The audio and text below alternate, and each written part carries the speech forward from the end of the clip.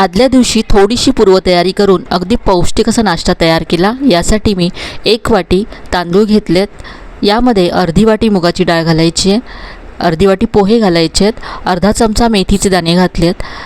आता हे 2 ते 3 वेळा स्वच्छ धुवून घ्यायचं आहे। इथे तुम्ही इडली राईस घेऊ शकता किंवा ज्या तांदळाचा भात मोकळा होतो असे जुने तांदूळ घेतले तरी चालतील।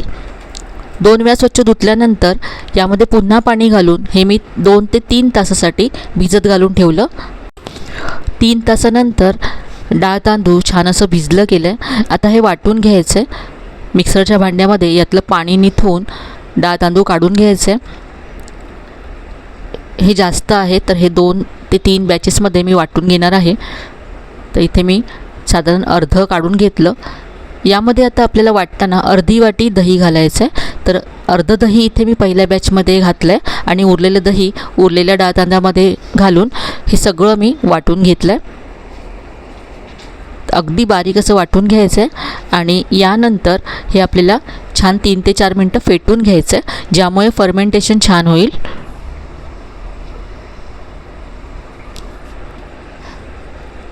हे फेटून घेतल्यानंतर झाकून रात्रभर फर्मेंट करण्यासाठी ठेवून द्यायचं आहे।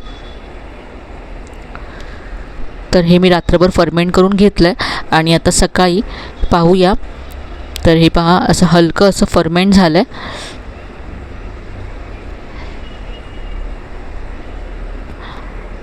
आता यातलं अर्धं पीठ मी इथे काढून घेते आणि उरलेलं आपण फ्रीजमध्ये 1 ते 2 दिवस स्टोअर करून ठेवू शकतो। आणि या पिठापासून आज आपण ढोकळा बनवणार आहोत, पण याच पिठापासून तुम्ही अप्पे, उत्तप्पा, त्याबरोबर डोसासुद्धा बनवू शकता, इडलीसुद्धा बनवू शकता।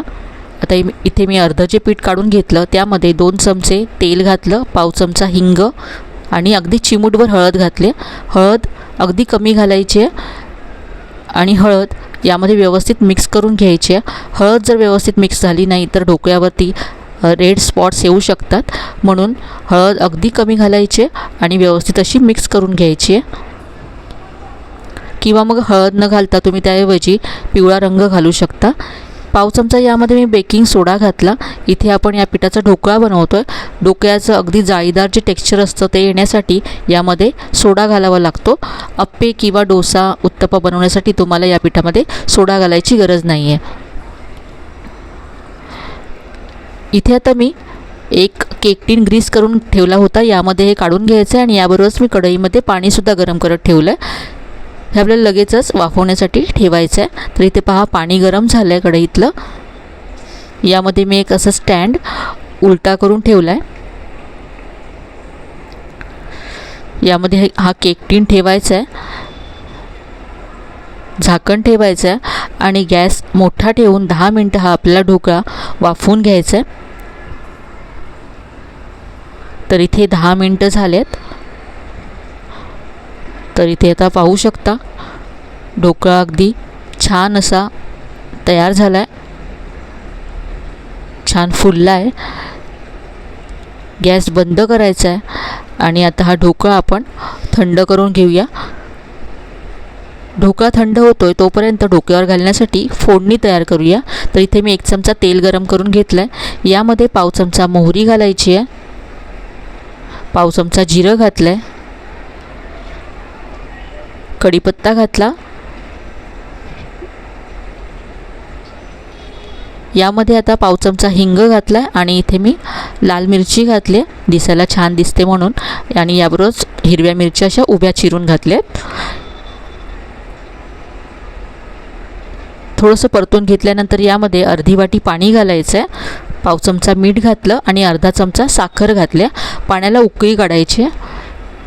तर इथे पाणी छान उकळलं आहे, यातली साखरसुद्धा विरघळली आहे, ही फोडणी तयार झाली आहे।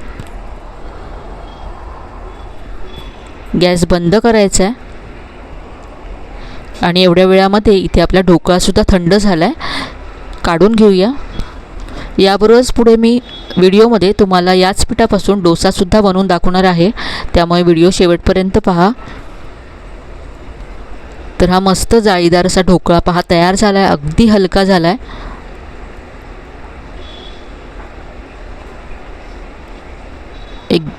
एकदम स्पॉन्जी असा ढोकळा तयार होतो.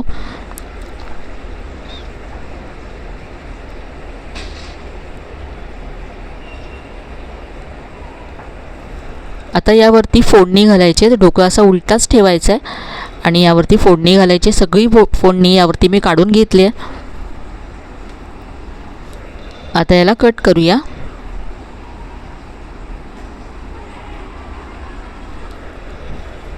आदल्या दिवशी थोडीशी पूर्वतयारी करून ठेवली तर सकाळी अगदी झटपट हा ढोकळा तयार होतो. यावरती मी कोथिंबीर घातली आणि इथे पाहू शकता तुम्ही किती मऊ लुसलुशीत असा हा ढोकळा तयार झाला आहे.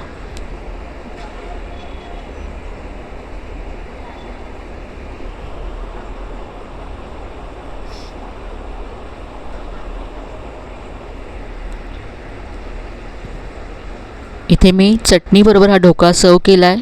ढोकळा तयार आहे. आता याच पिठापासून आपण डोसा बनवूया. 1 ते 1.5 चमचा पीठ इथे तव्यावरती घातलं आहे आणि हा डोसा पसरवून घ्यायचा आहे.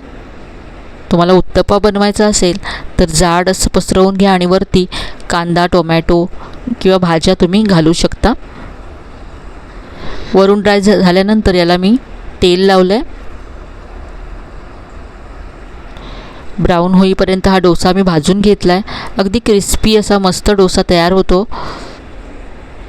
स्पॉन्ज डोसा जर बनवायचा असेल तर तुम्ही स्पॉन्ज डोसासुद्धा यापासून बनवू शकता.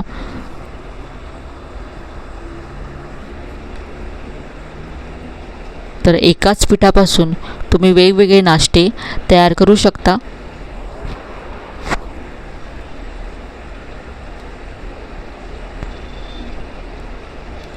तर ही मस्त अशी नाश्त्याची रेसिपी तुम्हाला नक्कीच आवडली असेल. रेसिपी कशी वाटली कमेंटमध्ये कळवायला विसरू नका. रेसिपी आवडली असेल तर व्हिडिओला लाईक करा, शेअर करा. चॅनलला अजून सबस्क्राईब केलं नसेल तर नक्की सबस्क्राईब करा. चला तर पुन्हा भेटूया अशाच छान छान आणि नवीन नवीन रेसिपीसह. तोपर्यंत धन्यवाद.